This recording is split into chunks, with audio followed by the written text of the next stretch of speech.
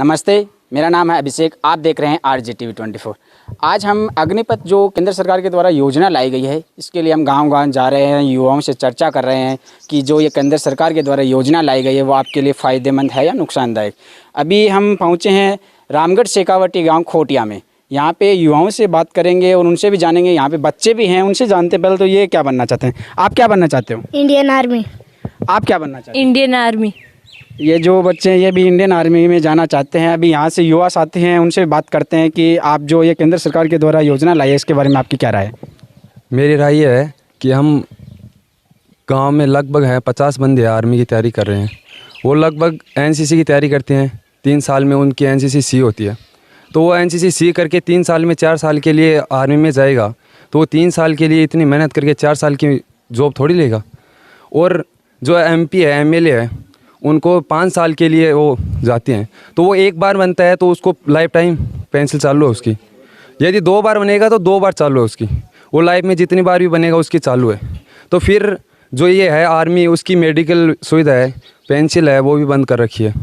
तो इसके लिए मैं खिलाफ़ हूँ। हमारे गांव में और भी है 2-3 भाई है, एयरफोर्स में सिलेक्शन हो गया था उनका। उनके घर वालों ने मिठाई भी बांटी गली में, तो उनकी ये जो खुशी थी वो अभी बेकार हो गई।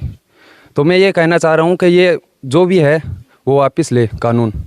और ये भी कानून के ख़िलाफ़ है, संविधान के ख़िलाफ़ है, क्योंकि इंडिया में ये जो भी कानून बनता है वो उसी दिन से लागू होता है।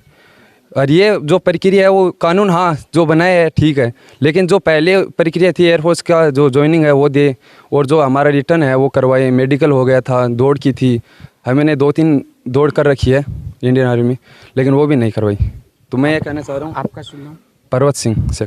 जैसे पर्वत सिंह ने ये बताया कि यहाँ पे हम 50 बंदे हैं वो तैयारी करते हैं। वैसे इस खोटे गांव की खासियत बताता हूँ, यह राजपूत बाहुल्य इलाका है, लेकिन यहाँ पे हर एक चौथे घर में आपको इंडियन आर्मी, एयरफोर्स में, सेना में मिल जाएगा। यहाँ पे किसी न किसी सेना में। इस गांव की यही एक खासियत है। इसमें और युवा साथियों से भी जानते हैं, आप जो किस चीज़ की तैयारी कर रहे हैं? इंडियन आर्मी की। अभी जो केंद्र सरकार के जो द्वारा ये योजना लाई गई है अग्निपथ स्कीम, इसके बारे में आपकी क्या राय है? मेरी ये राय है कि जो बंदा है वो रनिंग करता है, वो 12-13 साल से रनिंग करना स्टार्ट करता है, तो वो 17.5 की एज होती है तो वो भर्ती देखना स्टार्ट करता है। तो 3 भर्ती देखता है, उसके बाद में उसको मिलता क्या है? 4 साल की जॉब, 4 साल की नौकरी। हाँ सही है कि इंडियन आर्मी पैसों के लिए नहीं है, लेकिन ये भी चीज़ गलत है कि आदमी जब रिटायर हो जाए तो उसके पास में कोई सुविधा नहीं है, पेंसिल सारी सब बंद है। तो मैं इस अग्निवीर योजना की खिलाफ हूँ। जैसे कि मैं आपको एक चीज़ बता दूं, ये जो ग्रामीण अंचल होता है यहाँ पे हर बचपन से ही एक सपना देखा जाता है कि मैं इंडियन आर्मी में जाऊं, एयरफोर्स में जाऊं या फिर नेवी में जाऊं। हर एक घर में यही सपना होता है। किसानी से आते हैं, किसानी करते हैं, लेकिन हर एक माँ बाप का भी सपना होता है। और युवा जो भी होता है वो जन्म से एक सपना देखने लग जाता है कि मैं एक देश की सेवा करूं, किसानी करूं।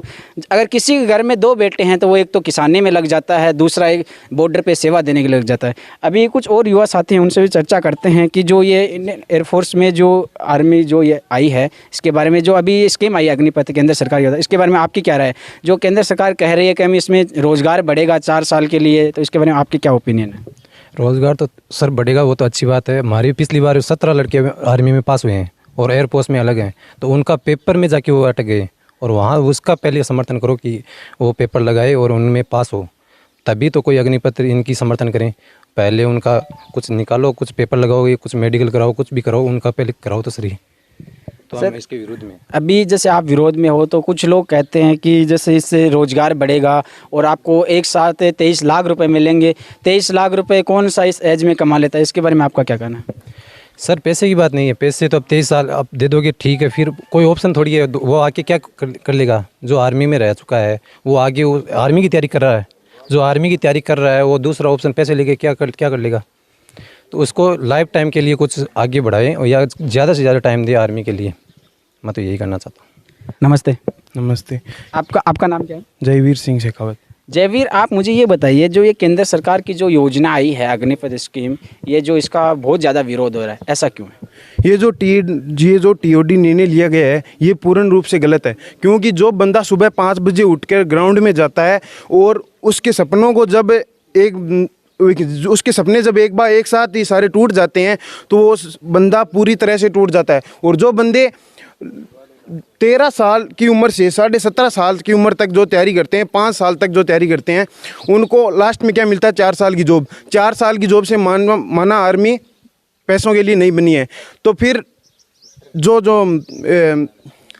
उन्हें 23 लाख रुपए मिलेंगे, ठीक है। तो 23 लाख रुपए में पहली बात तो उनकी पूरी ज़िंदगी नहीं निकलेगी, और ज़िंदगी निकल भी जाए तो उनके पास आगे क्या है? उनका जीवन यापन करने के लिए आगे कुछ उनकी है नहीं है।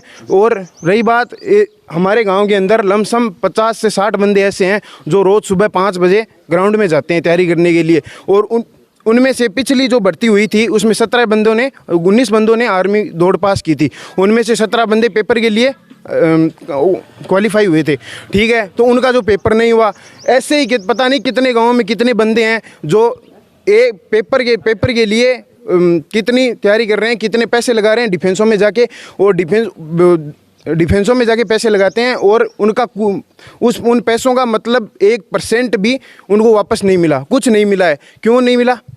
इसका जवाब कोई दे सकता है? वहाँ पे बैठे वो एमएलए हैं, जो सीएम है, कोई उनकी पेंशन चालू रहती है, वो एसी में बैठे रहते हैं, टोट हाट से कोई मतलब नहीं है उन्हें, जो मुंह में आया वो बक देते हैं ऐसे वैसे। क्या होता है? कुछ नहीं होता है। 4 साल में क्या होता है? कुछ नहीं होता। एक आदमी की ज़िंदगी 4 साल में नहीं निकल सकती है।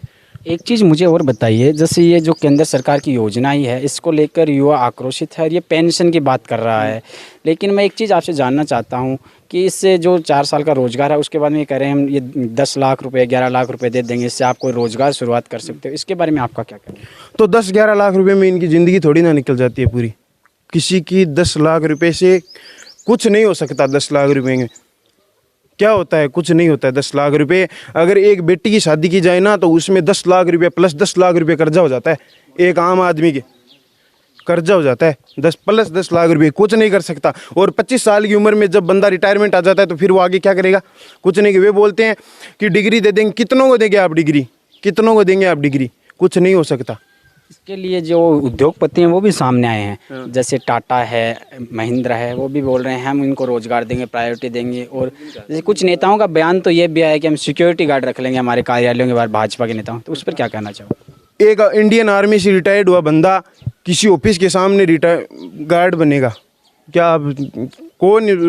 पहली बात तो जिम्मेदारी कौन लेता है कि उन्हें वो लगाएंगे ही? कोई नहीं लगाएगा, पहली बात तो। और जब इंडियन आर्मी से रिटायरमेंट हुआ बंदा गार्ड लगेगा तो कोई नहीं बनना चाहता, पहली बात तो। दूसरी बात, वहाँ पे एक जो गैंगस्टर हैं उनको बढ़ावा देना चाहते हैं, क्योंकि 4 साल बंदा वहाँ पे तैयारी करेगा, वहाँ पे इंडियन आर्मी में वो पुलिस के बस का तो है नहीं।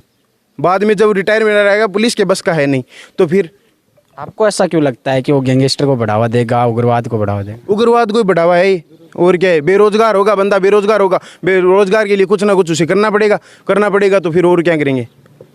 उग्रवाद ही है जी। अभी यहाँ पर इनके गार्जियंस भी हैं, सरपंच साहब भी हैं, इनसे भी बात करते हैं, कुछ युवा भी हैं।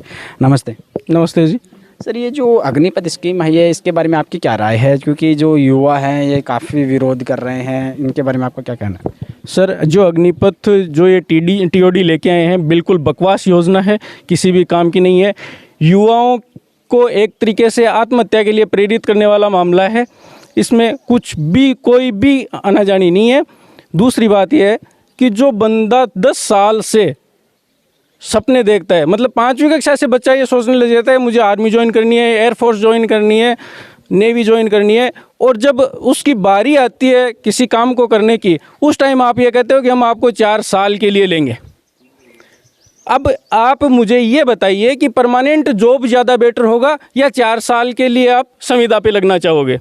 दूसरी बात, जो एक गरीब आर्मी में ज्वाइन कौन करता है? ग्रामीण इलाकों से जो किसान मध्यम वर्ग का परिवार है वो। ये जो कल जो मैंने कैलाश विजयवर्गीय का एक वो बचकाना बयान सुना कि मैं मेरे ऑफिस के बाहर इनको सिक्योरिटी गार्ड खड़ा करूँगा। अरे, जो 500,000 के नोट बंद करके आपने हर जिला मुख्यालय पे अपने कार्यालय बनाए हैं, 5 स्टार कार्यालय बनाए हैं, उनके लिए सिक्योरिटी गार्ड आपको चाहिए होंगे। पर इसका मतलब ये नहीं है कि इन नौजवानों की बलि दे दो आप। जी, ये युवा है, इनको काफ़ी आक्रोशित है। इसके बाद में ये प्रदेश भर में, देश भर में हर जगह ये आंदोलित हो रहे हैं, जिसके अभी बड़े किसान नेताओं भी सामने आ रहे हैं। जैसे आज से जो किसान आंदोलन का सबसे बड़ा नेतृत्व करने वाले SK एम है वो भी सामने आया है, आज से वो भी सड़कों पे उतर गया है, तो इस पे आपका क्या कहना है फिर?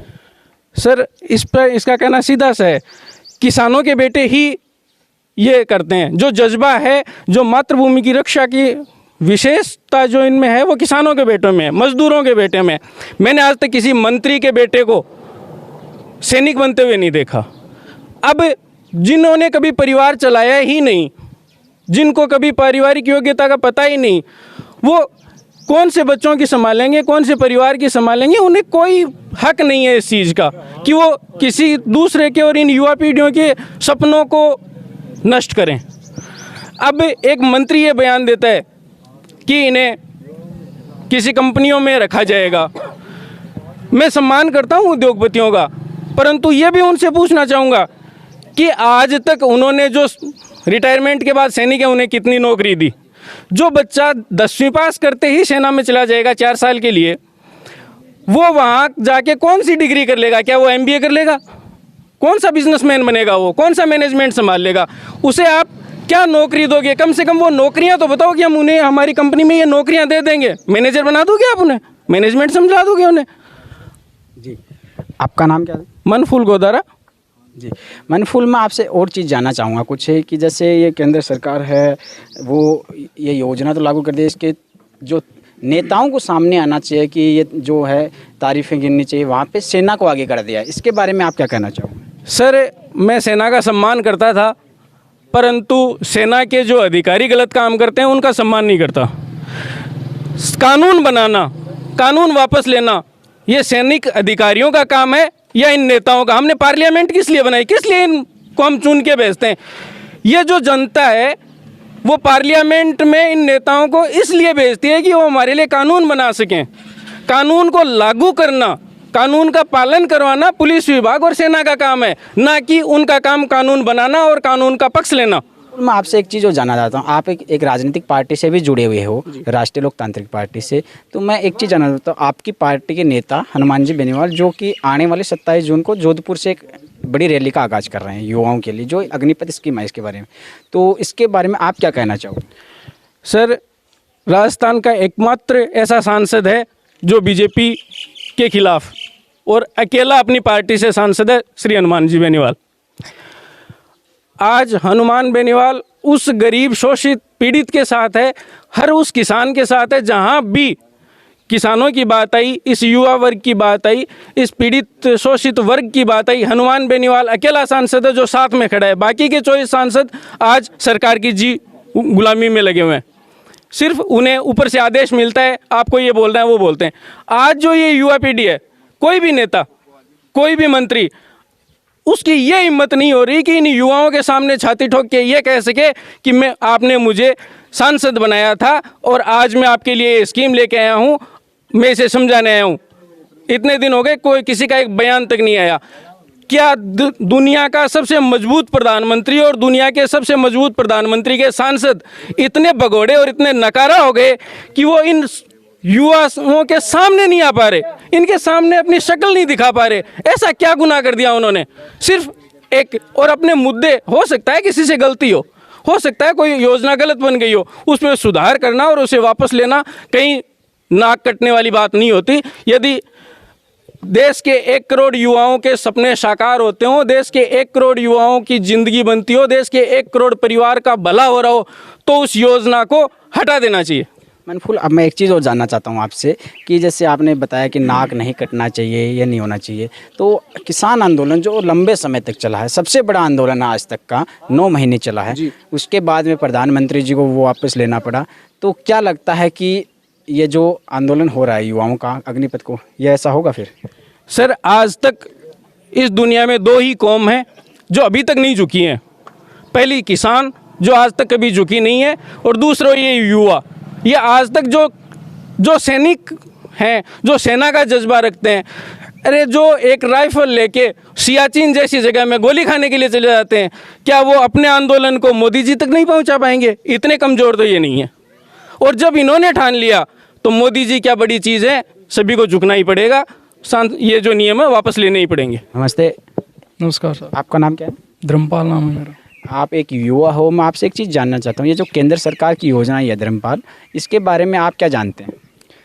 जी, इसके बारे में मैं ये जानता हूँ जो पॉलिसी है वो जो युवा जनरेशन है बिल्कुल ही उनके खिलाफ है, क्योंकि पिछले 2-2.5 वर्ष से जो युवा तैयारी कर रहे हैं और उन जो जी तोड़ जो मेहनत कर रहे हैं, उन्होंने अचानक अपना जो श्रम कौशल जो भी उन्होंने अपना रखा था अचानक वो छोड़ चुके, क्योंकि उनको एक विश्वास था कि गवर्नमेंट है और ये सेंट्रल गवर्नमेंट की जो योजना है, क्योंकि हमेशा जितनी पॉलिसी बनती हैं वो उनके पक्ष में बनती हैं, लेकिन मोस्टली हमारे जो देश के युवा हैं मोस्टली जितने भी 28 स्टेट हैं उनमें हर युवा है वो इनके गवर्नमेंट के खिलाफ अपनी मांग उठा रहा है और ये डिमांड कर रहा है कि जो ये पॉलिसी है वो अपने आप वापस ले लीजिए।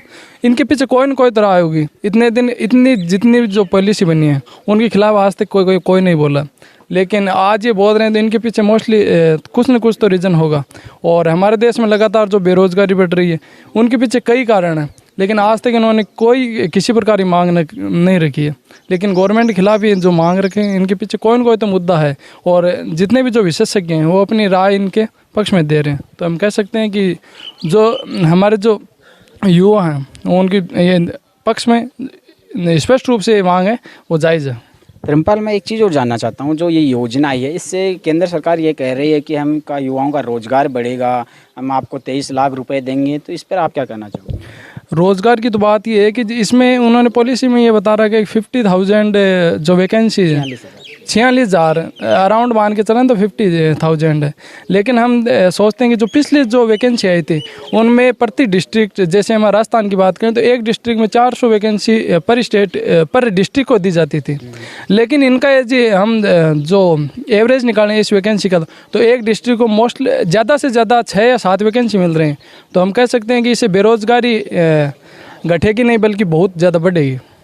धर्मपाल, एक चीज़ और बताइए, जो ये केंद्र सरकार ने योजना लाई है इसके बाद में जैसे युवा है जो कि मतलब सड़कें जाम कर रहा है, रेलवे स्टेशन जला रहा है और पुलिस वालों पे भी पत्थरबाजी कर रहा है, तो ये गलत नहीं है? देखो, एक हमारे पीछे जो उदाहरण हुआ था किसान आंदोलन, उन्होंने हिंसा का प्रदर्शन नहीं किया था, तो बात तो उनकी भी सही है कि हमारे जो सार्वजनिक संपत्ति हैं उनका नुकसान नहीं पहुंचाते हुए यदि मांग करें और लगातार यदि गवर्नमेंट के सामने विरोध करें तो एक दिन गवर्नमेंट बिल्कुल इन युवा उनके पक्ष में भी। आप तैयारी किस चीज़ की करते हो? मैं भी पहले डिफेंस की कर रहा था, लेकिन अभी एज और हो गया हूँ तो मैं भी बिल्कुल निराश हूँ। जैसे आप तैयारी करते हो इसमें मोटा मोटी कितना खर्चा आ जाता है? यदि पर मंथ की बात करें तो 6 या 700,000 रुपीज़, 70-80 हज़ार रुपये महीने का, साल का आ जाता है। तो आप कितने सालों से तैयारी कर रहे हैं? मैं 2016 से तैयारी कर रहा हूँ। मतलब आपको 5 से 6 साल हो गए, मतलब 4-5 लाख रुपए का आपने खर्चा लग चुका है। तो अब क्या लगता है आपको?